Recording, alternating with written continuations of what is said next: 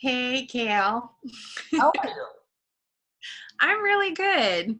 Like overall, I'm really good. I don't know how, when you're sharing this, and of course the world is crazy. We live in the twilight zone, but I'm good. To answer the kind of question you asked, I attempt to release them the same day, so it, Okay. it'll be out today. I maybe down the road it will be more chaotic, and I'll have to kind of like wait and not be able to get them out in the same day. But I at least try and attempt to get it out in the day. And obviously we've had some sort of conversation, so I say hi and how you doing, and we've been having a Yeah. great conversation so far.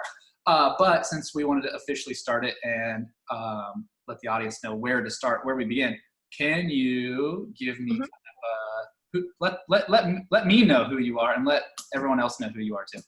Okay, cool. Yeah. So my name is Amanda, Mhm. Amanda Miller. And who am I? Gosh, it changes all the time, it seems like, right? Good. But just like the typical, I'm a mom. I have two young adult sons. Brett just turned 23 last month. He now lives in Denver. Luke will be 25 next month, and he lives in Milwaukee, which is still really weird for me because I picture them like 8 and 10. We homeschooled for 9 years. I was a stay-at-home mom, and like they were my whole world. And I'm still, even though they've been out of college for a few years, I'm still in this weird transition of like, oh, that's right, I don't have kids at home. Like, that's just weird to me. Their dad is Jake, and we've been married for almost 27 and a half years. Wow. Yeah, which again is weird to me. Like, how did that happen? um so, Day and by he's, day, I assume. yeah, yeah, definitely. And some days were harder than others, and some days are easier than others. He's been in the Air Force, so I've been a military wife. And I'm somebody, and we're going to talk about human design. I'm going to jump in with just like, I'm a manifesting generator, which explains so much about me because I used to think I was kind of flaky, being interested in so many different things. I'm somebody who I'm just interested in a lot of different things about life. I am a life coach, um, a beekeeper, a gardener, a mom.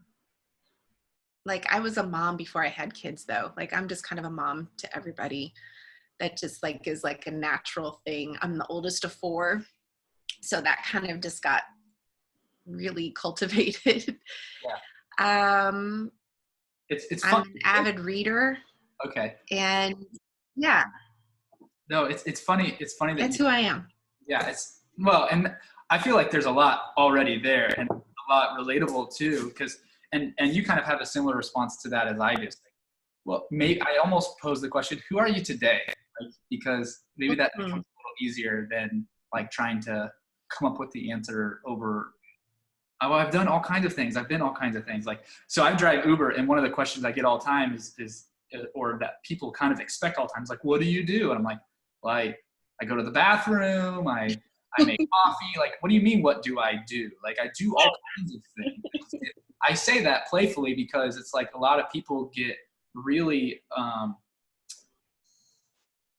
what's the word here is like they wrap themselves into what they do versus who they are. Yeah. So I like to ask that question to you, although it does, to me, I think it's great when it requires a little contemplation, because I think a lot of people struggle with that question because they actually haven't taken the time to figure it out.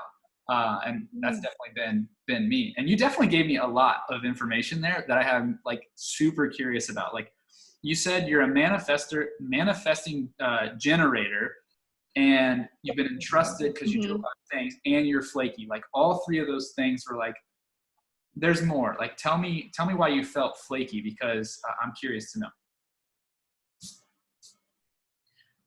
Well, because I haven't had, outside of being a mom, right? I haven't had a job for a long, long period of time.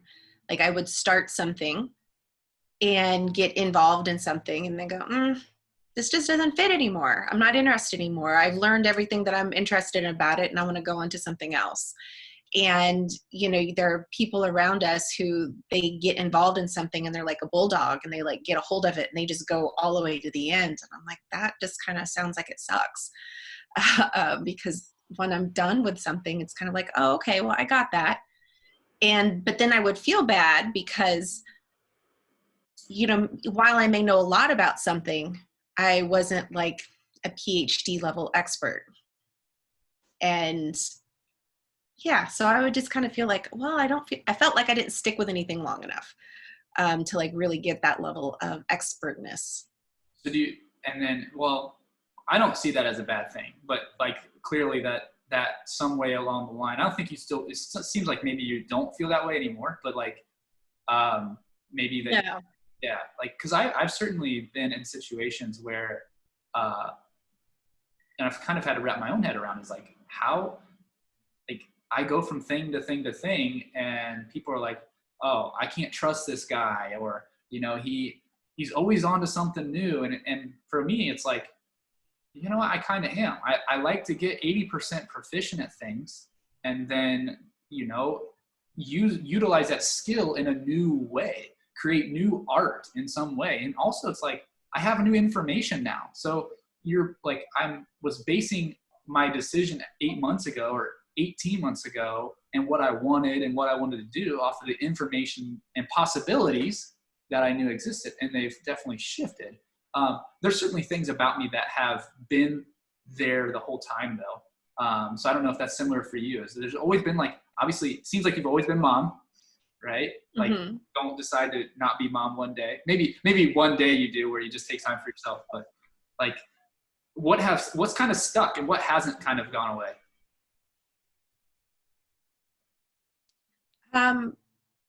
Yeah, so the things that have stuck when I look at it, like I've always been optimistic. I've always been the person who can see new ways to do things or new possibilities. Like I've always been the person who, when someone's like, well, we can't do that, I'm like, why not? Why not? Why can't we? You know, why can't we make that work? Definitely, I've always been someone who I can always see the good and the greatness in people, even when they're doing shitty things. You know, like it's, I've got a few people in my life who really have struggled. I'm like, I can see who you are. And I think that's where I would get frustrated in what they're doing. Cause it's like, I know who you are. Like, I know what you're capable of. What else has been constant? Dirt. Like I've got to play in the dirt. You know, I've got to plant and have plants and grow things. You know, I'm a very haphazard gardener. Like I'm not someone who takes notes and keeps journals on where I plant things or how I do it, but I just kind of have a feel for like, well, I think I want to plant this here this year and do this that way. And I'm tired, you know, move these around or pull these weeds. And I like seeing what grows up. So what's been consistent is I like to see kind of how things grow in people, in plants, new experiences. What else can we learn? That kind of thing. As far as like the steady stuff, yeah, I'm my mom, but I think that jobs, like I've had a lot of different jobs. Yeah. The longest job I had was actually in film and doing acting, and I loved it. And I recently came to a place, probably in the last few months, because I still was looking at auditions and things. I'm like, oh, I'm not really interested in that right now. Like I kind of felt like that was supposed to be a career, and I think that's, you know, I grew up in a stage where you picked your career coming out of high school. What are you going to do? And you have a career and that's what you do. And I have a lot of people that I know who've had long-term careers and are really good at what they do and have, you know, degrees and letters behind their name and all of that. And I thought I was going to have a career in medicine, and that didn't happen. I got my degree in biology, but I didn't go into medicine. And I'm grateful for it, because I think I would hate it. Not because I'm not interested in healing people, but because of the way medicine is practiced. I wouldn't have liked that. What do you, the way it's practiced? So I worked as a medical assistant for a while in a family practice, and it's about Band-Aids. It's prescribing drugs, it's doing surgery, it's prescribing more drugs, and it's not about, well, what are you eating? What's going on in your life? Are you exercising? Do you like your job? You know, the holistic view of a whole human being. It's what is this symptom? And they take that symptom by itself and then prescribe a drug. And there are so many people that would come in who would need to have additional drugs prescribed to offset the side effects from the first drug. Oh my God. And it's not about health. And I think that's what it is for me. That's the other thing that's been consistent. I'm interested in health. I'm interested in like the overall, like, what does it look like for you to be healthy in your life? Have you always been like hyper curious? Yeah. I see that because like even like there, I think you just spilled out like 50 questions, and I resonate with that because like I am curious. Have you always asked a lot of questions, or did you kind of silence yourself along the way at some point in time? For example, what I mean by that is like I think all kids are naturally curious, and I would say that I was probably hyper curious to a point where I was a little annoying, right? It's like, why, what, what, why, where'd you do that? Like all the time, like, stop, kid, was what I got. And so at some point in time, it kind of, it encapsulated itself and hid itself like deep inside of me to not ask questions. And I think it just kind of happened a lot that way, right? Like in school, even the school system, fortunate for your kids, you were able to homeschool them. But like we were more told in school to find answers versus to ask questions, right?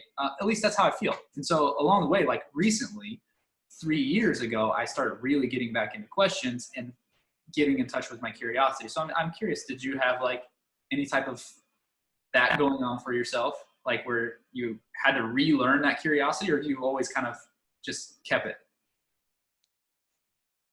Oh, that's a good question. It is kind of both. So I've always been curious about things, but when I would go to books, because a lot of the people, teachers in the school, like, that's not what we're talking about right now. Or the parents who are like, I don't know, or people going, why are you asking that? That's not appropriate. So I would go to books. And then recently, again, probably in the last 3 or 4 years, like discovering like, oh, what does it look like if we actually ask the questions? Because most people don't ask them, so I was like, I have books all over my house and they're very eclectic. I mean, it ranges from gardening and beekeeping, politics, energy work, sexuality, novels, sci-fi, like all kinds of things, just because like, well, if I'm interested, I'm going to get a book. And that's where I'll get my information. But it's been nice to have people in my community actually be able to ask the questions. What does it look like? And knowing that you can ask questions without it meaning that you're going to take actions on anything. Like, why can't you ask questions about taboo things or things about like, well, what does it look like if this? Why did we decide the rules are this way? And just look at it and go, I don't know. Because sometimes we follow rules because it's just the rule. And like, well, why? Why are we doing it this way? Because it doesn't feel like it makes sense. And most people don't think about it because I don't know why. Because I'm also like, I don't know. I like to do my own thing. Yeah. So I want to know why. If you want me to do it differently, why? Why? So you said you had a lot of jobs, and I've also had a lot of jobs. And so I'm 29, and I've kind of said that I'm not a good employee. Like most people probably, if they didn't fire me, they probably wanted to before I quit. And a lot of times it's because, and I kind of get this in one part, is like, if I were them, I would probably be annoyed because there are some things that we do have reasoning for why we have a method in a business or a system that not everybody needs to know why, right? Like you don't just need, if we just always explain why we're building this way versus just building it and being done with it, like things probably wouldn't get done at the rate some things get done. Now I'm open to challenging that. And like, as an employee, that's kind of like, well, why, what if we did this way? I'm not saying we should do it or your way's wrong. I'm just saying like, what if, like, why, why are we building this wall this way? Or why are we approaching marketing this way? Like, I'm curious to know. And a lot of people don't like that pressure, especially the question why. I feel like as a kid, like, why did you do that? Why did you do that? And I feel like a lot of people got that. So when the question is like, well, why? they feel a little defensive because they feel like it's attacking their person a little bit. For me, I've felt that way. So I definitely say like, well, what is the reasoning behind this? Maybe takes that off a little bit there. That's a good question. Yeah. Cause I think why does show up like a make wrong. Cause it's like, well, why did you do that? Cause if you didn't do it differently, then yeah, I'm stumbling on my words here, but yeah, why shows up like we are asked in a way that's like, you did it wrong. Why would you do it wrong? Yeah. So I like how you do that. Like, what is the reasoning? Because that helps. I've been so books came into my life, and I've talked about this a little bit on some of the podcasts. It's like, I never thought I was a learner. Like, I had to realize that I was a learner, and that I was really curious because I thought, because I didn't like school and I didn't do well in school and I didn't read books, that I was not smart, or not smart. I thought I was just like common sense kind of smart, but not like, oh, I have intelligence that has this ability to learn, right? And then I thought I also didn't like it. The reality was I do, and like it's required a little vulnerability for me to say that I'm a little, like, now I'm a geek, like I'm a nerd, like I love learning about things. I'm like, oh, what's this? What's that? Like I'm really, really curious, and it's taken me a while to get to that point. I had a question in there somewhere, but I want to know, because it's like hanging over my head, is what is you took some secrets. You asked me for some information last night on Instagram before today, and you talked about kind of what you're up to with human design, and said that it is the energetic blueprint. And like I said, I'm a curious man, so like, I know this is like my favorite thing that I like to geek out about lately. So I discovered human design about a little over a year and a half ago, actually from a woman in Ohio she's been involved in it like 5 years. So human design came around. I'm not going to get the details right unless I look them up. So I'm just going to like around. we're all right. Like around the 80s, there was a gentleman had like an 8-day download of human design, and then he spent years after that kind of deciphering it and worked with other people. So it incorporates aspects of astrology, the I Ching, the Kabbalah, neutrinos. So there's like a little science involved.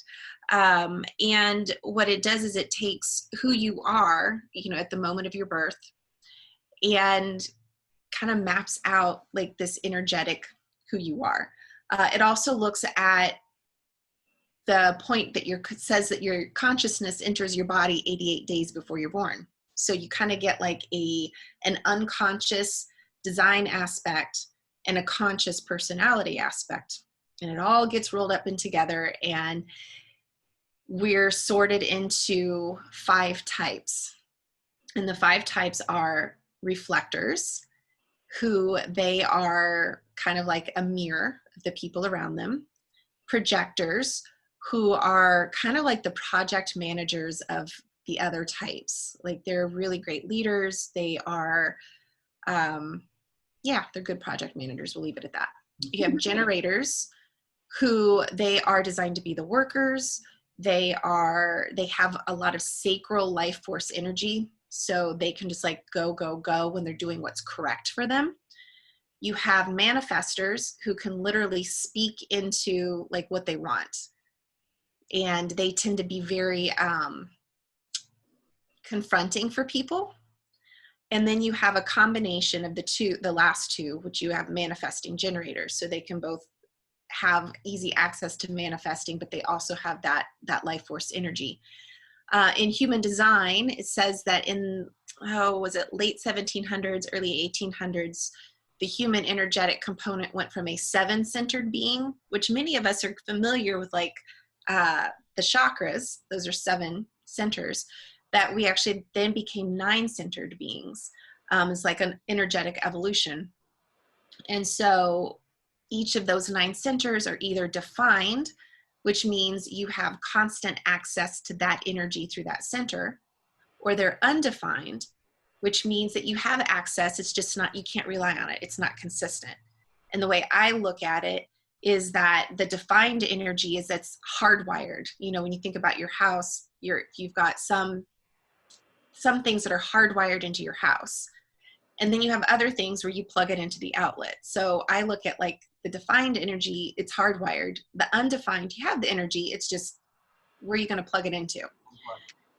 And then you have an authority. So you have a type, you're one of those 5 types, and then you have an inner authority. That inner authority is how you make decisions. And here's what's really fun, which opened so much up for me. Your head never makes your decision. Your head should never make your decision. But so many of us operate that's how we're supposed to do it. So there are, I didn't write notes down, but you have the sacral authority, which you rely on your gut. That's just one of them. I have sacral energy, but that's not my authority. You have splenic authority, which is your spleen, source of intuition. It's in the moment. It's moment to moment. You have emotional authority, which people who are defined emotionally have emotional waves, which means they need to sleep on things. They should never make a decision when they're in an emotional high or low. What else? You have self-directed authority, and then you've got people who actually have to bounce it off of someone else. It's like a sounding board. And you are a splenic projector. Splenic? Projector. Splenic projector. So yes, you are a projector. You are the person who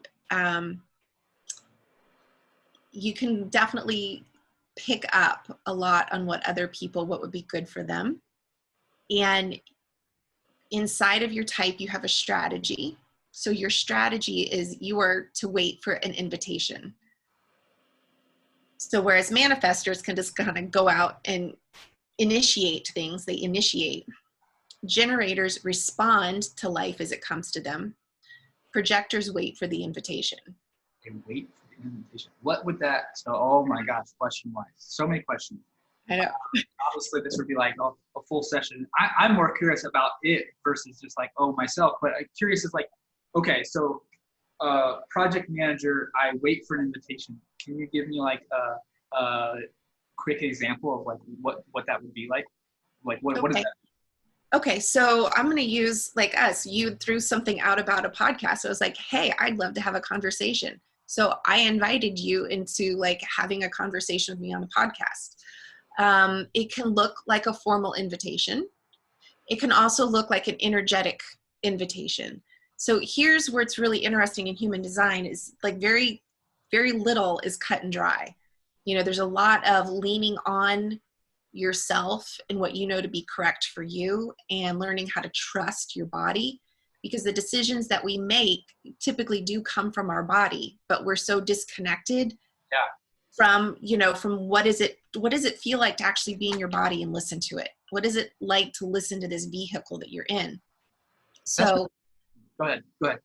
So an invitation could be sitting, across from your girlfriend and there being a look, that could be an invitation, right? It could be that look, or it could be a look of oh yeah, I'm hungry too.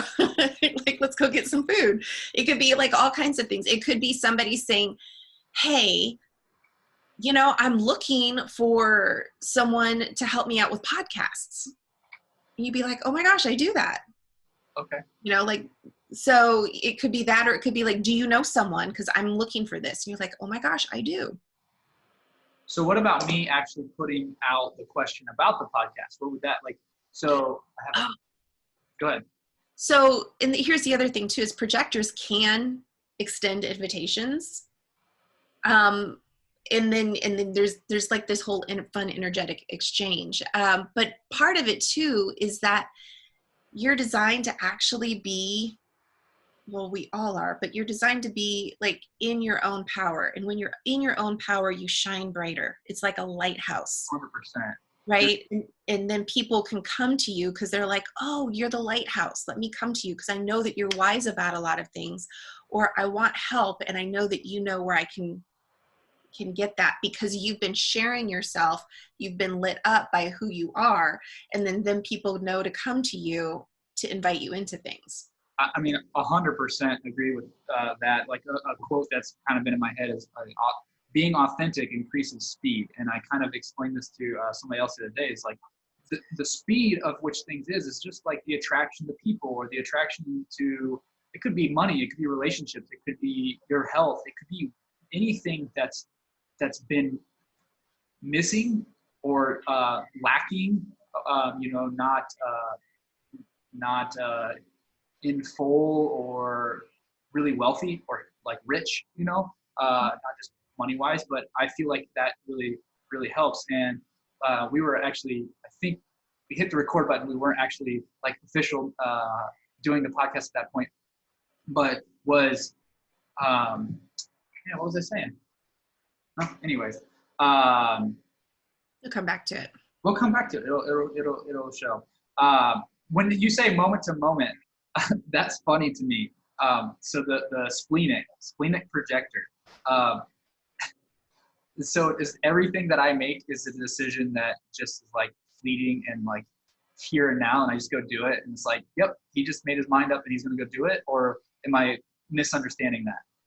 Kind of, yeah. I mean, definitely along the line. So to kind of help flesh that out a little bit, the spleen is considered to be the oldest awareness center in the human body.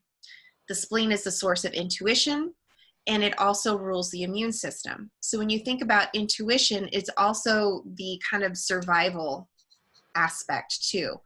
So if you look at caveman times, if something happens in the moment, it's like, oh, is this food, or is it something I need to run from or something I need to fight? So the spleen also kind of governs fear as well. So it's in the moment. It's right now. It's right now. It's right now. So, and if it passes, so if something comes up and you're like, here's an opportunity, and you pass on it, it's probably not going to come back around again, that particular one, in that particular way. So it's quiet. It's like a real quiet little voice. So, when you think about intuition in general, it's just real quiet. It's like, hey, you might want to look at that. And if you ignore it, then that moment passes, right? And so for you being splenic, that means that, yeah, you can make the decision in the moment. And what's fun is that it's a whole experiment, because you have to play and practice and figure it all out and figure out how it looks like for you. But it's also discerning, is it my intuition or is it thoughts in my head? Because we're so conditioned to make decisions that are logical. And when you are in your design, when you're actually living your design, you're going to make choices that are not logical. You're going to make things that don't make sense. And people are like, why are you doing that? It's like, because I got an intuitive hit, and I don't know where it's going to go, but I've got an intuitive hit that this is what I need to do. 100%. I would not disagree with that. I mean, even like quitting my job, like, well, what are you going to do for money? I don't know. Like I'll figure it out. Mm-hmm. One of the things I have kind of adopted over time is because I've struggled with, I would say, just being disconnected with who I am, and really being like, so that intuition, intuitiveness is like, I just sit on the couch if I'm feeling a certain way and I don't know what to do. Like, and it's funny because I feel like when you said you don't make decisions with your head, like one of the things is like, no, you're just going to sit down. You're not just going to go do busy work. Like, you're like, what do I need to be doing, or who do I need to be being right now? What is it that I need to be? Where am I? And so I would sit on the couch and I would just sit there and I'd kind of be like, put myself in like childish timeout. Like, no, you just sit down.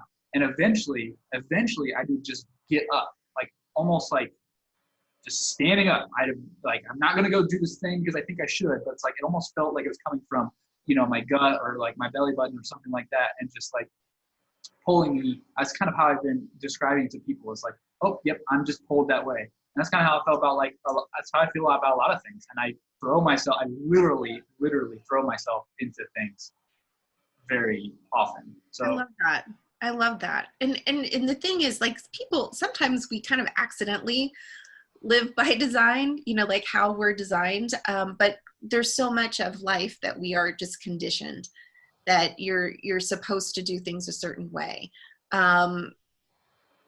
the idea of intuition or gut instinct. It's like, well, we're going to push that aside because it doesn't make sense. And it's not that our mind and isn't valuable. It is, but it's like, it's there to help you. The word is like execute the choices that you've made. Then it's like, all right, then how do we make that work? Whereas our decisions, come from this space, and it's not that it's right or wrong. It's just what's correct for us right now. And what do I have energy for? And it's like our body knows that. And it's kind of like we're in this vehicle, right? And when you think about cars, we're going to use kind of an analogy here. When you think about cars, you could have the exact same model, right? So you can have a Mustang and a Mustang, and they both could be, maybe one is a stick shift and one's an automatic. So, that could be like similar types, but then they have different authorities, right? You could have the same. So let's just say they're both automatics. Each car is going to drive a little differently though. And you have to get used to like, well, is this brake sticky? How's the steering wheel? How does it corner?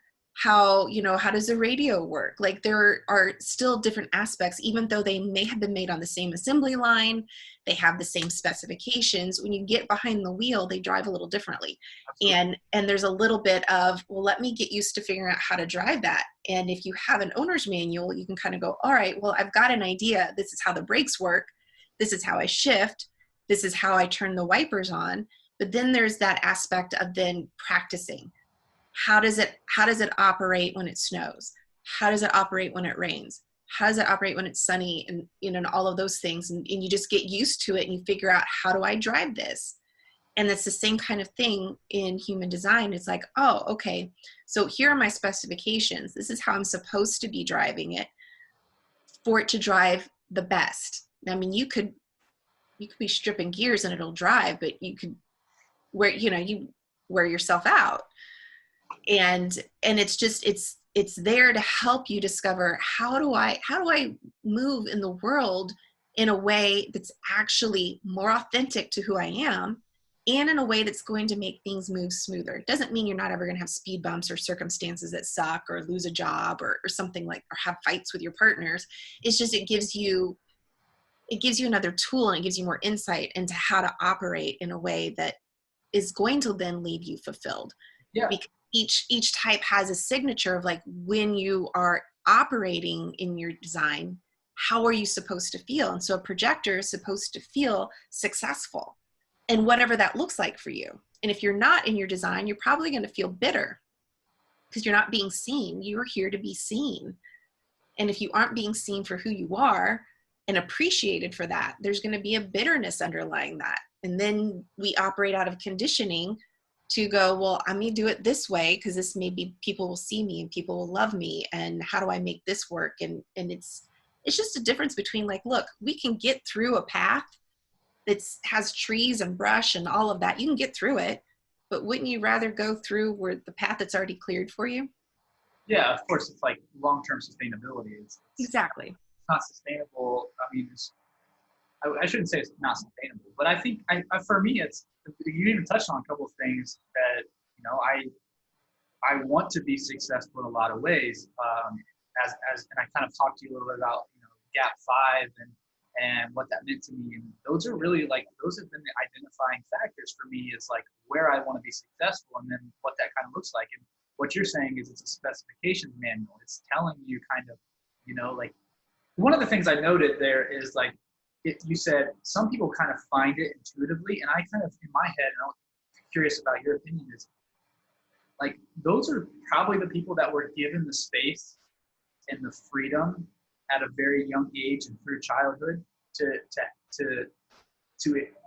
identify that within themselves, to be themselves. I feel like a lot of us have been constricted, myself, molded maybe into a certain way. You kind of said environment there a few times, and I feel like our society here, and a lot of cultures and societies are that way. They want to put you into this certain way and strip you of your personality. And I think probably where it sticks most is more like indigenous cultures probably have more of that openness and stuff. I could be wrong. I haven't spent enough time there, but I mean, 100%. Like those are the things I want to feel successful. I want to feel loved. If not, I get bitter. Like, so I mean, 100%. Like a lot of resentment comes out, and being moment to moment, I probably do dumb shit that people would call dumb shit. You know, for me, I feel like I was actually talking to a young lady in Uber yesterday. She's 22. She's a preschool teacher, and I'm always asking interesting questions in the Uber ride. Just like I don't want to ask, what do you do? Like, it's just boring. Like, so long story short, she comes to tell me that she's a singer and a guitar player. And so I challenged her. I said, well, sing right now. And she goes, what do you want to sing? I said, well, if this was American Idol and you had your one shot, what song would you choose? And so she chose a song and she sang it beautifully. It was amazing. And I said, well, what do you want to do with that? And she goes, well, I mean, I would love to, you know, be seen by that one person and be able to like sing forever. I'm like, so are you singing now? Like, are you putting anything out there, like for people to be seeing you? Like, are you singing in bars or on the street? And she goes, no, I'm afraid of what insert all these bad opinions and critics would say. And I was just like, you know, she one of the things she said was, I kind of have some like, you know, my friends from high school kind of know things about me, and I wouldn't want to like get famous and then they tell everybody that. I was like, you know what, like for me on my podcast, you can go listen to my very first episode and you'll have all of the skeletons in my closet, and you have nothing to throw at me. Like, I've put everything out there. I have nothing to hide because this is who I am. And once you have that, not that saying you should lay all your dirty laundry onto somebody else, but which is kind of my thing, I guess. But it's just to, you know, put yourself out there in the way that you feel like the world's going to judge you for anyways, and just judge yourself first publicly, I guess. I don't know if judging yourself first is what I really want to say, but it's like, take the stigma from it. It's like, look, we all do stupid stuff.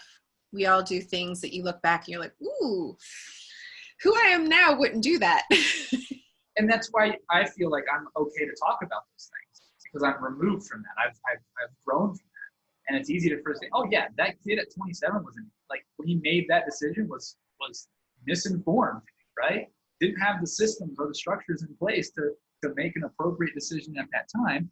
And the decision that I made at that time allowed me to probably identify it through like sticking I tell the story of like, I was standing in lunch line with a paperclip in elementary school, and I'm like, and I stuck it in the light socket, and all the lights in the hallway went out, and my finger was like black or roasted. I'm like, it's kind of how I learn. And I don't know if I go through those experiences to then, so others don't have to. I don't mean so they don't have to go through it, but to be able to be like,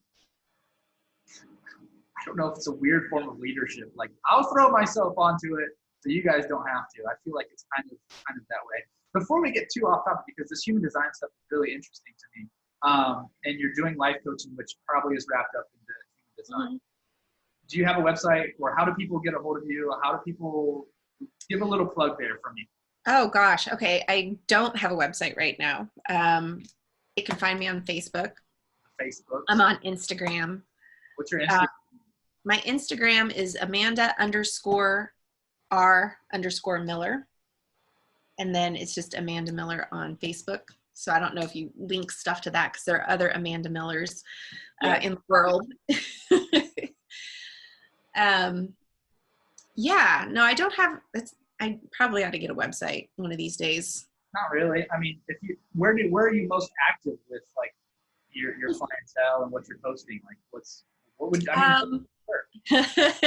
so I'm a little more on the positive side on Instagram. I'm a little bit more on stir the pot side on Facebook. Well, some people like, just stir the pot, so that's fine.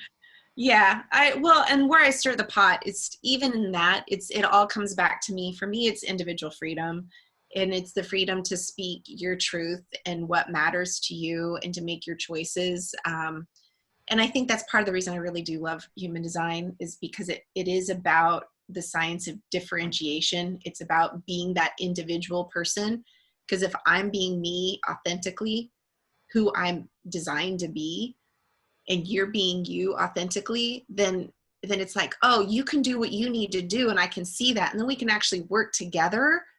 kind of like this really beautiful jigsaw puzzle that when you put it all together, it fits really nicely. But if I'm trying to make you be a piece that looks just like me, well, I'm already taking that piece and it doesn't work. So yeah, so even when I'm kind of stirring the pot, it really is kind of like, make your choices, choose for yourself. Like I see that obviously we follow each other. Well, I don't know if it's called follow or not on Facebook. And what you said there is a jigsaw puzzle. I wrote that down. I really like that. And recently, kind of for me, this is like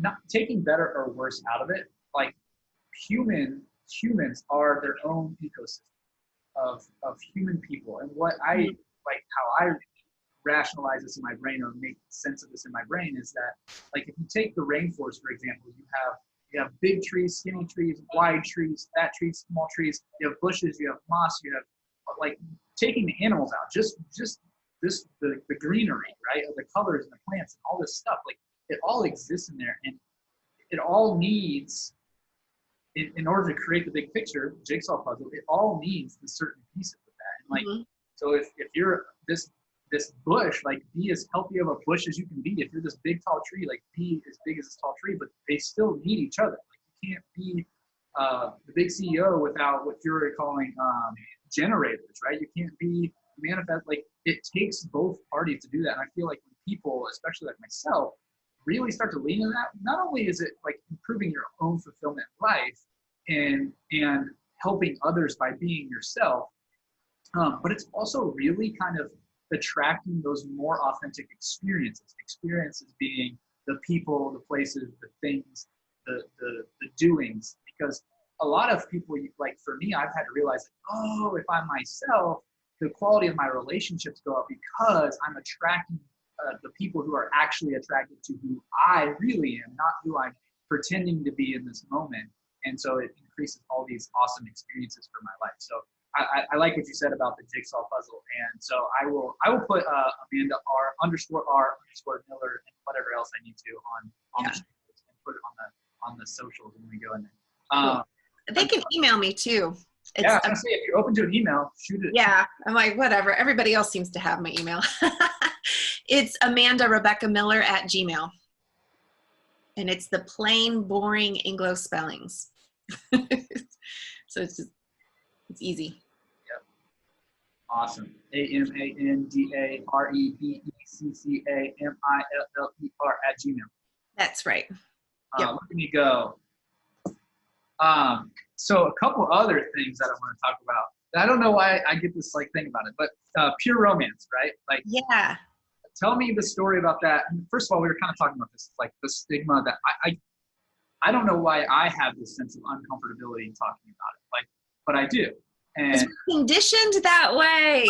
Well, I guess I should say I don't know, but I do, in that we're conditioned. But it becomes so taboo. Like, even like we were in Cuba and like there's nude beaches there, and I'm like, what? Like I'm cool. I'm okay with all that, but why does it like it like it's like I'm about to go do a big sporting event or like a big talk, and it's like, what is it in here? And like, but anyways, like, curious to know about pure romance, not from a product standpoint, but from like the journey of like how and why you got into there, and like what it is, I guess. Yeah. So, did I go to a party? Oh, no, I ended up getting involved is because I hung out with some girlfriends, and one of them, whose name is Amanda, was a pure romance consultant. And I was like, yeah, I'd love to have a party. And then I decided, yeah, I wanted to go ahead and sign up. It wasn't because that was going to be like my main thing, but it was like, I'm interested in this. I'm interested in human sexuality. I'm interested in being a safe space for other women to learn about it. I could be more consistent, but so I mentioned that I have a degree in biology. So for me, it was also kind of like, ooh, I can use what I know about human biology in this as well. And then to really be able to start educating women on like how just to own your own self, and to own the desires that you have, or the ones that you don't have, or to start getting past some of the taboos or some of the shame, because men and women have different forms of it. I think men have shame and confusion and things that wrapped up around sexuality and how they're supposed to show up. and women do too. And they're not the same. You know, women have like all of these conflicting things of like, you know, you shouldn't wear too much makeup, but if you don't wear makeup, you don't look good enough. You are supposed to show up a certain way sexually, but if you do too much, then you're a slut, and that's a bad thing.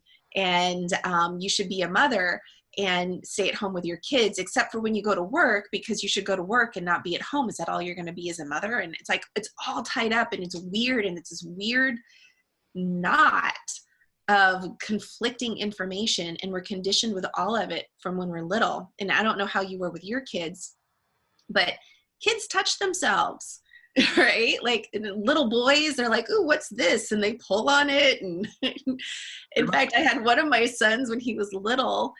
He was like maybe 2 or 3. He used to play with those bouncy balls. You know, you'd throw it and it would bounce. And he called them goofballs. So he was in the tub and he was like playing with his scrotum. And he's like, "How do I get these goofballs out? I want to play with them." And I'm like, And it was so sweet. And I'm like, "No, you're going to want those one of these days. Those are supposed to stay in there." And that was last year, right? It was totally last year. But it's just, and then having kids, seeing how it's just natural to be naked. It's natural to like, oh, I'm going to touch. And then how do you then say, hey, it's not maybe appropriate to do that in public? And my tactic was like, look, there's nothing wrong with it, but nobody wants to see you pick your nose, and nobody wants to see you, you know, messing around with stuff. You can do that in your bedroom. That's fine. But I know when I was little, and I've seen it with other parents and other little kids, they'd smack their hands and no, that's bad. That's dirty. That's wrong. Don't touch yourself. You know, and it starts when you're little, and there's all of this weirdness around it. And then biologically we're different too, obviously.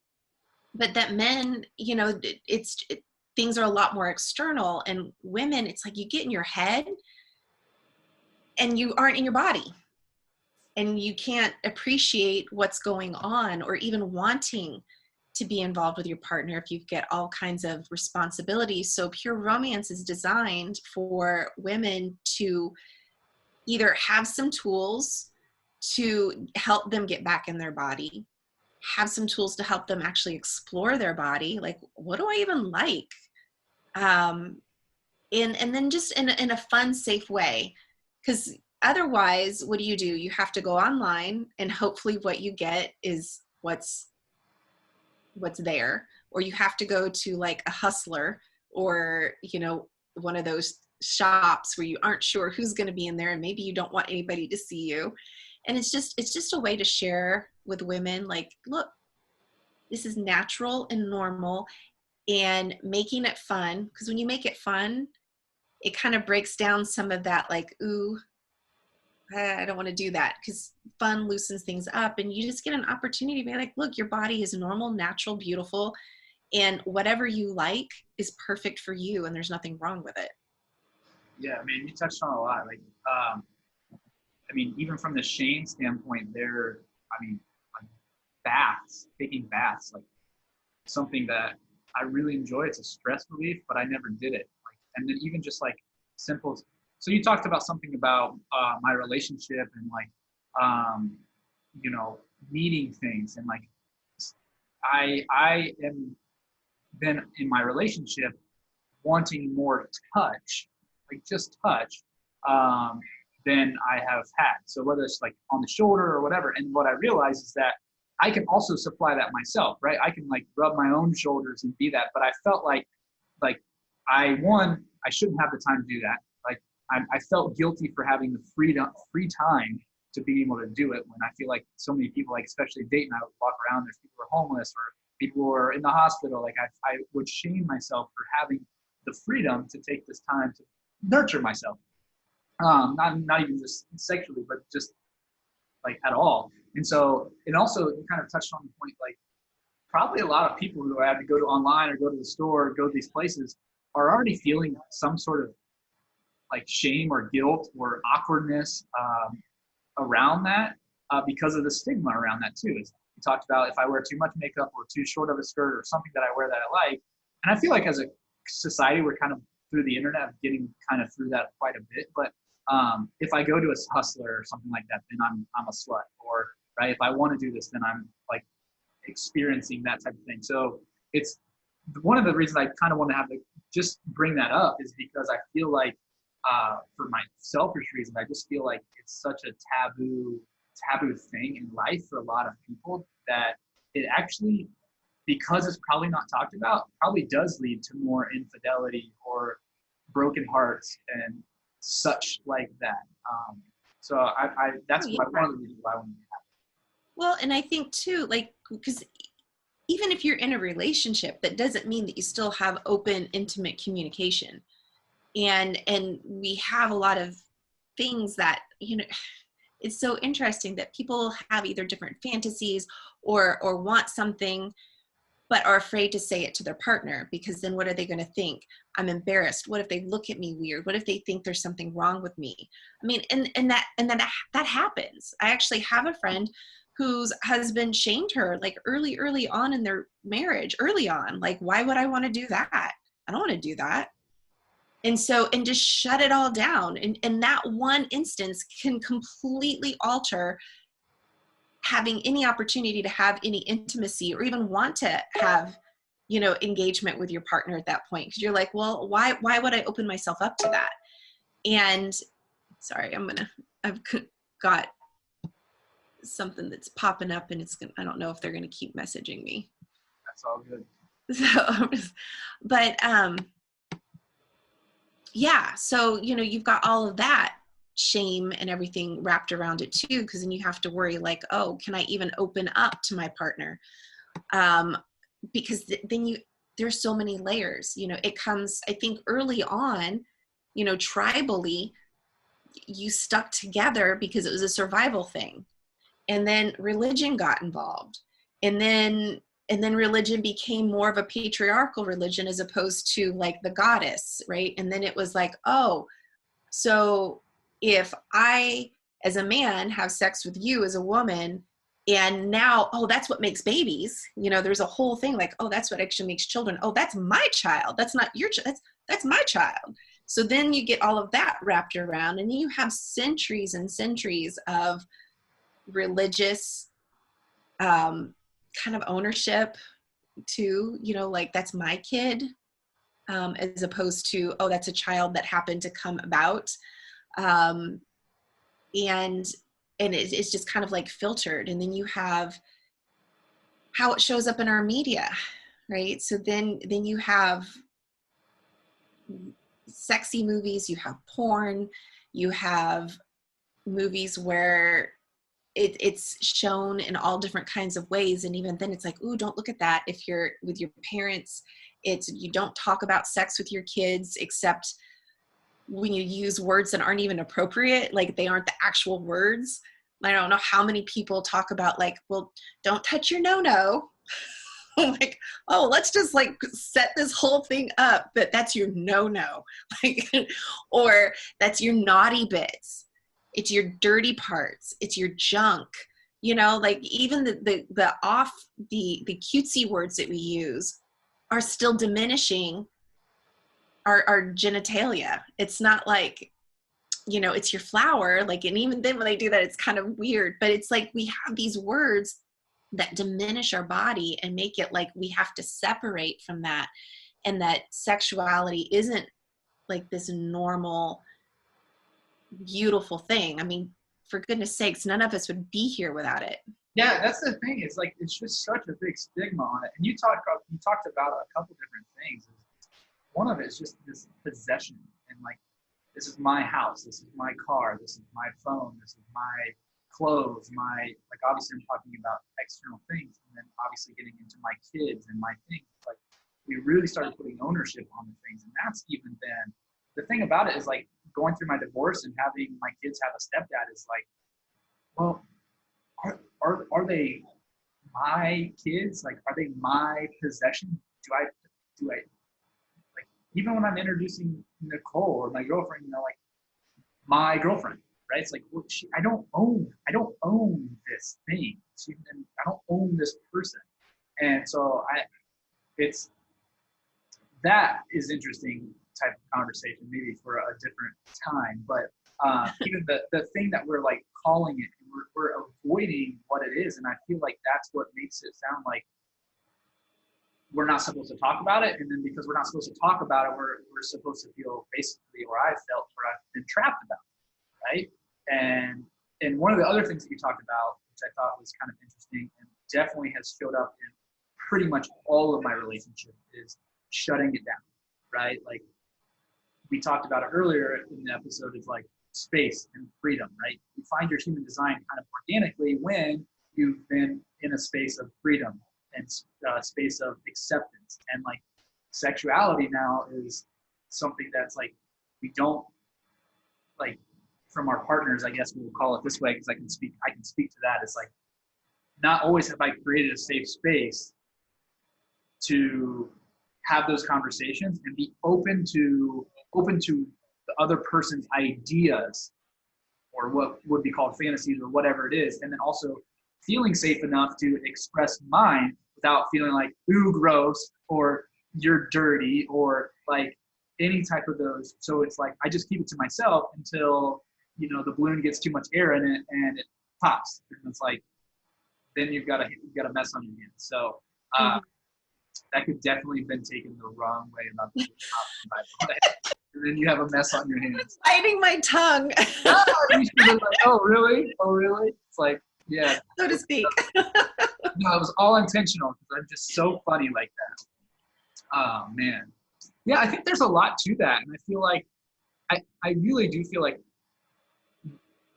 that's the one thing about the podcast, is like, I really feel like it is a platform for maybe that one person who gets it from this situation. It's like, maybe it's me, maybe I'm the one person. I always kind of relate back to that. Maybe I'm the one person that needs this podcast the most, is just to realize that that's what I need in my life, is to realize, like, create safe space for people, also be authentic to people, like tell them what you want, and how are they supposed to know otherwise, right? Like, so I think it's actually a big deal, and maybe that's one of the reasons why I want to talk about it more than.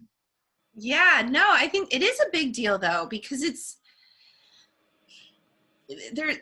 there's so much connection that is involved there. I mean, however we evolved or designed, you know, whatever people's own personal beliefs are, as human beings, as mammals, we are designed to have sex. Otherwise, we don't continue as a species. And it's designed in such a way that it feels good, so that you want to do that thing, that it helps create more people. But it also it's a whole connection thing, because I think there's an energetic exchange as well. Yeah. There's a vulnerability. Like, you know, sex is not something that happens when you're under attack. You don't go, oh, well, let's stop while we're running from the wildebeest to get busy. No, it's something that when you have space for it, and there's some intimacy, and you don't open yourself up to that vulnerability. Because I mean, men or women, that's the other thing too, is that I love my men. You know, I grew up around boys. I went to a military academy for a while. I have boys. Like, I love men, and I really see the beauty and the vulnerability and the power and the strength in them. And men get a bad rap a lot, you know, especially in, you know, some of the buzzwords right now are like patriarchy, and, you know, men are this and men that. And like, no, men are really wonderful, but we're all designed a little differently. But there is an intimacy for men as well in sex, because I think a lot of people tend to forget that that's a vulnerable area for men as well. You don't take your pants off if you're if you think that it's going to be unsafe and you could get hurt. And the same for women. You know, there's like a literal opening up to someone else. And unfortunately, and I can speak for myself, like, I know that there's been a lot of times where I have, but I wasn't fully present, that I wasn't really fully opening up to my partner. It was just like I was disconnected from my body, you know, and not fully mind, body, soul present. And that's a problem, I think, too, in our society. I think a lot of people are just doing, it's the physical act, and it's almost just to scratch an itch, as opposed to like really connecting with another human being, but it's hard to connect with another human being when we aren't connected to ourselves. That's huge. Because actually, as you were saying that, I actually have a few questions. Like, is in your opinion, is sex overdone? Um, Because like, it's overdone and it's underdone. I was gonna, yeah. As soon as I kind of said that out of my mouth, I'm like, oh, and probably underdone as well. Like, I feel like it's this. I feel like it's kind of a relationship to like, for me, like sweets, or for somebody else like alcohol, right? It's like, Mm-hmm. I'm never going to drink alcohol because it's terrible, and I'm only going to drink alcohol because why not, right? I'm going to die sometime. It's like this abuse on one end of the extreme spectrum versus like an actual relationship with it, and an understanding, and you seem like a person to test. Like, even when you're talking about your gardening, like, I'm going to test this, or I'm going to test that. Maybe I'm curious about it, so I mean, a little dab won't, ruin everything. So let me just try this out. Like, it's an okay thing. And so I do see how it's. And then again, I'll let you kind of explain your opinion there. It's like, is sex overdone and underdone? Like, maybe just elaborate on those a little bit. I think that titillating, shiny, kind of like hypersexedness is overdone. It's kind of like all sugar, where the relationship, the sacredness, the specialness of it is underdone. And I think that and I don't know that we have found the middle. Like, we've kind of gone from this puritanical, sex is dirty, you only do it with your partner, your marriage partner, and if you do it outside of that, you're going to hell. And it's been like this really repressed thing, to now it's like, oh, we should have sex with everybody and anybody, and get it all out. And we've kind of missed that in between, that there's something that I think is really special about it. And the way we have it in the media, it's like, oh, well, if you aren't having sex with multiple partners and all of that, you're missing out. As opposed to, what would it look like to be with somebody that you have respect for, that you feel respected by as a human being, that you can have open, intimate communication with, that you could go, oh, this is a level that I want to share this with you. So, I've shared my heart and I've shared my thoughts and my mind, and I want to share like this whole thing, this sexual experience where we actually get to merge together in a way that could be really beautiful. It doesn't mean that it always has to be like this spiritual experience, but I think that people miss that aspect. Like, it could be an extension of really connecting with someone that you want to open up to. Now, could that look that way with several different partners? Sure, I think it could. I don't think everybody is ready for that. I think that, we've had it that if you even think about somebody else, then you can't love your one partner. I don't know. I always thought it was kind of interesting, because you have two parents and you're supposed to love both of them. It's expected. If you have 15 siblings, of course you're going to love all of them. You can have multiple friends. You can have multiple children, and heaven forbid you even consider not loving all of them. But when it comes to romance, it's only one partner. And I think that is a societal conditioning. And I think there might be some people that really is the case. Like, I don't want anybody else, because it's too much for me to have to like open up to multiple people. But I think there are some people who are designed that they could have open, intimate relationships with several people. And I think right now, the way we can't even talk about sex one-on-one with honesty and authenticity, let alone like, okay, have our relationships the way they've been so far, is that the way we want it to continue to look like? Because a lot of people get really upset. Like, if you even talk about like, what would it look like? Well, I couldn't be married to you, or I couldn't be with you, or I couldn't imagine that. And it's just tough. It really is actually a very important topic. And one of the things that you're touching on, like, I've been listening. I told you, kind of about a year ago, or 2 years ago, Nicole kicked me out, and I went on this whole journey and kind of really rediscovered myself and who I am. And I talked about this, and one of the things that or persons that I encountered was Esther Perel.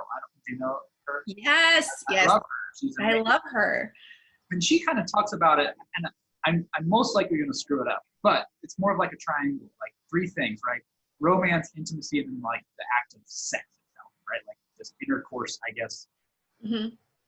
Hey, honey, not, kiss on the shoulder, touch on the shoulder, like, let's do it, let's go to bed and be done. Like that type of, like, those three levels of things.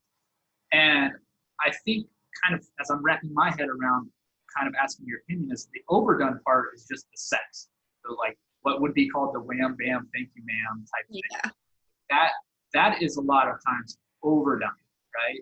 But it seems to have its place, right? Like, because you were saying like, if you're in survival mode, you're not going to stop and run from the tiger and then have sex. But it's almost like if you know that you're still in danger, you might actually have sex if you're in a cave for like 5 minutes and you're like, we need to do this real quick to have a baby, and I'm going to hide, I'm going to run this way and take the tiger that way or something. Like, that's crazy. But like, still like almost as a stress response, and I'm talking from personal experience here, is like, I was so stressed that that's all I did.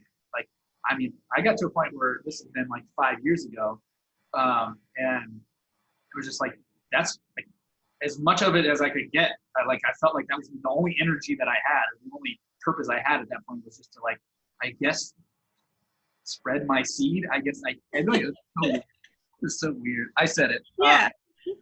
But I felt that way. And I do feel that the romance and the intimacy is the other part that's often underdone, right? It's often what you kind of said is under communicated. It's not even talked about. It's not even safe to feel like we can talk about it in a lot of relationships here. Now, in other cultures and other countries, maybe like maybe it is. Maybe it's not as taboo, but definitely in Ohio, which is where we're both from, it's definitely something that is taboo.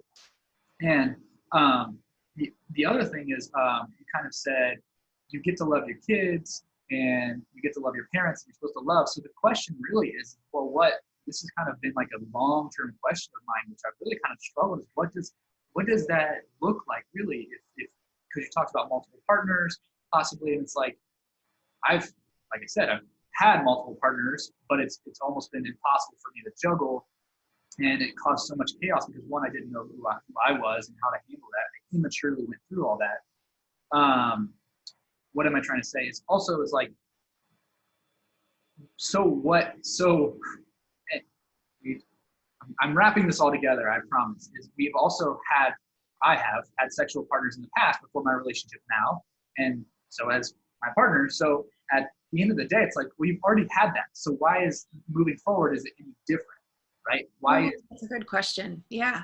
Like what makes, like you've already had those exchanges. So what makes this exclusive now? And what makes that any different than the time you spend with somebody else? What makes the difference between what you're doing when you're spending that time? Like what really makes, this is just a real question. Like this is something I really have like tried to wrap my head around. It's like, what makes that relationship unique? Not necessarily sacred. I can figure out why it's sacred, but like, what is cheating? What is infidelity from that standpoint, when I could go out to dinner with a guy or a girl and it's no big deal. But if I go spend 5 minutes or 10 minutes and do this sexual thing and then come back, like to me, I haven't fully understood it all. And it's a question that like, I find that because of my podcast, feel safe to actually talk about. And whereas before I kind of just like said, fuck it, I'll just go do whatever I want because I feel so entrapped and I don't confused and I don't know what to do. So clearly I just threw a shit ton out at the world on that one. Yeah. Maybe I'm not the only one that feels that way. I don't think so. I don't think you are. I think a lot of people are scared to talk about it because if you do, then how are people going to look at you? Like, oh, you want to go cheat? For me, what came up when the one thing that I saw, you're talking about like a sacred relationship. So first of all, I want to talk about what sacred means for me. Elizabeth Gilbert said it in a way that I thought was really beautiful. She had a speech, and it's probably somewhere online too, but like basically it's like whatever you declare sacred, it's like you do a circle and you go inside the circle is sacred. It's setting apart. I think that's the ultimate definition, or like the basic definition of what sacred is it's something that you set apart. And so you could have multiple layers and multiple circles of sacredness, right? But what makes something cheating what makes it infidelity. And part of it is like, what's your word in the matter? So then it comes back to like, what's your agreement? You know, because obviously I'm sure you've heard, like, there are communities that, Oh yeah. you know, that in monogamy is not the agreement. So it really does, is it comes, what's your agreement? When you have marriage vows, almost every marriage vow is, I promise from now on, it's you and only you. What if that wasn't your marriage vow? You know, what if the agreement was different? What if it was, I promise to never engage in sexual activity with someone else without your knowledge? You know, like, it could look like that. And I think part of it is, it's just the question. And so many of us are scared to even ask the question, because then our partners or society start making up stories that, well, if you're asking the question, that must mean that that's what you want to do, or that must mean that you don't love your partner anymore. As opposed to, like, what does it look like to explore it and just talk about it? Because I don't know, you know, and I'm feeling attraction to somebody else. What does that mean? Well, it means that you're a biological being. that you know, that we all have pheromones, right? We have different hormones that sometimes, and depending on where we are in our cycle, like both men and women, like men have hormonal cycles and women have hormonal cycles. And so, and when women are ovulating, certain hormones really trigger them too, you know, and certain smells. So just because you're attracted to somebody doesn't mean you have to act on it. That's a And big part too. right, yeah, I mean, it's just because, same with food, just because you see cake doesn't mean you need to eat it. And I think just looking at going, okay, well, what's my commitment? You know, what am I committed to? What have I given my word to? What have I promised? And when I find myself in tempting situations, or, you know, I see something that's like, ooh, I think I would like that. Then what? Do you have a partner? Can you discuss it with your partner? Can you have a relationship that you're like, wow, I was out today and there was this guy and he was really hot and I found myself getting really turned on and I want to come and talk to you about it. Can you do that? And I would say most people don't have that kind of relationship where they can say, like, somebody was hitting on me today, or, you know, whatever it is. And I think because we're so scared of, you're bad and wrong and dirty and nasty if you think anything outside of what the prescribed highway Yeah. is. And there's, for me, it's like even saying, hey, can you discuss it? Sometimes yes, sometimes no, and it's a question. Can we talk about it? And sometimes it comes off as passive aggressive too. It's like, you know, do you really want to know, or like, are you trying to set something up here? You're trying to set me up here. For me, I've had experiences of being on both sides of that, like, because, and I also feel like there's times where it's not like you as a person are not. I am not in a state to even have those. Like, jealousy would be higher at this time. Like, there are certain moments in the day where our energy is depleted, or we're fatigued and stressed, and so I'm more likely to act on the emotions that are not beneficial in this circumstance. Anger, jealousy, you know, sadness will act into fear. And so there are times when we shouldn't have this conversation, but I definitely have said things in those moments where I've shut that space door, right? That freedom door, saying, hey, like, it's unsafe to talk. I've made it unsafe for someone to talk about in past relationships. And so it's so important. And so really kind of curious is like, what, obviously, as you said, 27 and a half years been married. I love that you count the half years, by the way. That's what little kids do. They're like, I'm 4.5. Yeah, you are. After 27 and a half years of marriage, being involved in pure romance and just all of it, being a mom of 2 boys, and just figuring out, like, what is a piece of advice that you can give, you know, people about this topic? Communication. I mean, and you never arrive. You know what I mean? Like, I don't think, at least it's been my experience, there's always something to talk about. There's always things to uncover. You know, you have different childhoods and upbringings, and you come together, but keep talking and don't shut off. I mean, I'll tell you, like, there definitely were periods of time where it was like, I really didn't want to, but I did anyway, because it was like, I knew it was important to him, and I didn't want to completely shut that door, because I do know that that's an aspect to a relationship. So it's like, okay, can I be open to hearing what the other person needs? Communicate your needs. I can tell you that when I don't, it doesn't work well.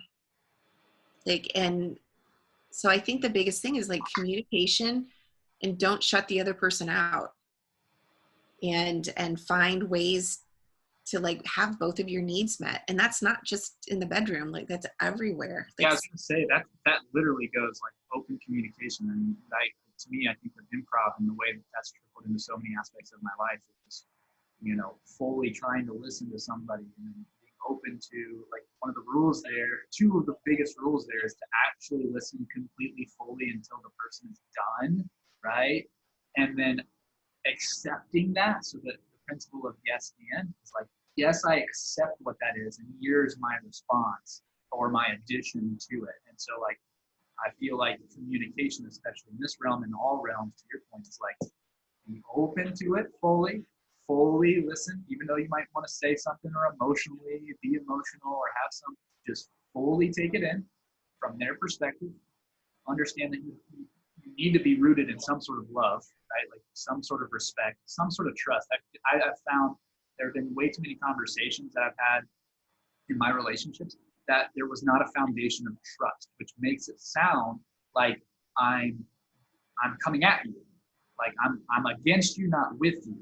And I think that really, like, that needs to be the foundation to then have that space and freedom to have communication. What, from a practical, like, what is a practice maybe that you have? Because it is, you said it's you never arrive at. So what is like a discipline or a practice that you might have that you get yourself in that zone to be able to, like, communicate and also receive communication? oh, that's a good one too.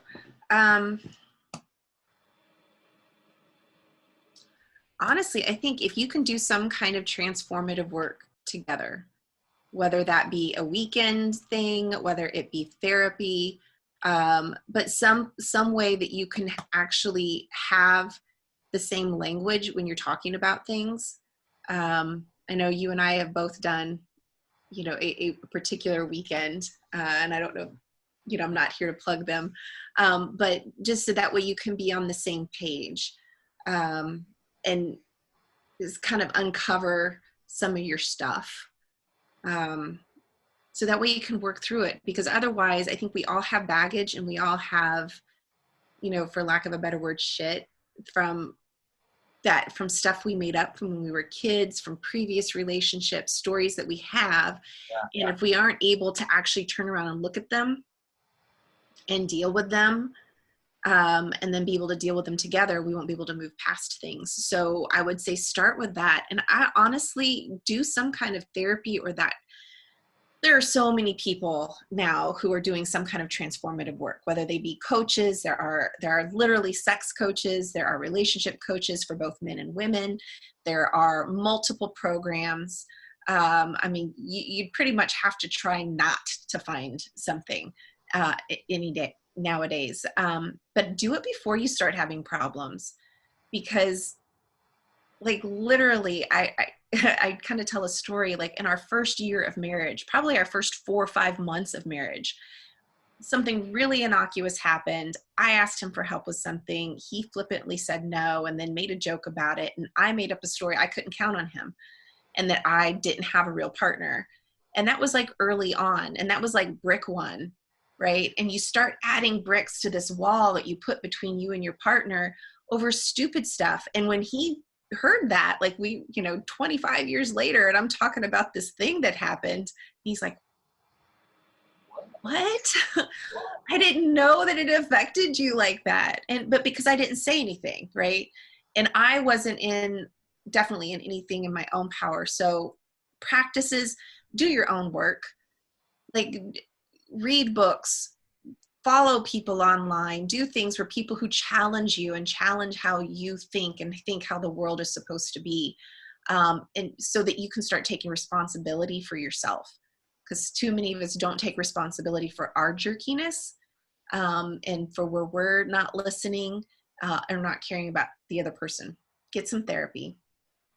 And then don't walk off from a conversation unless it's violent. Like, I'm not saying like if somebody's being violent or unsafe, by all means leave, but have enough respect for the other person to listen to them and take the case that it's not all about you. Because I know that I forget that. Yeah, I mean, that's just great. Like, it's just great to hear us talk about it. And for me personally, and for whoever listens to it, and especially sticks on this long, I love it. You know, that we can have these long form conversations and really kind of get into the weeds of some stuff. Because so many people, my purpose with all this is that people can start to live a fulfilling life where they don't feel trapped to their beliefs or the structure of someone else that's created. They can find some peace of being who they are. And so that's one of the biggest things, and that's why I really appreciate. See, I knew that we needed to have a conversation about that. Like, it was just pulling at me. So I'm glad that I stuck with it. And I've been really trying to lean into that. Now I'm more curious to know about human design too. By the way, as we wrap this up, but what would be a book that you would suggest to everybody as we kind of wrap this up for today, so you can go plant some tomatoes? Oh gosh, what would be a book? One.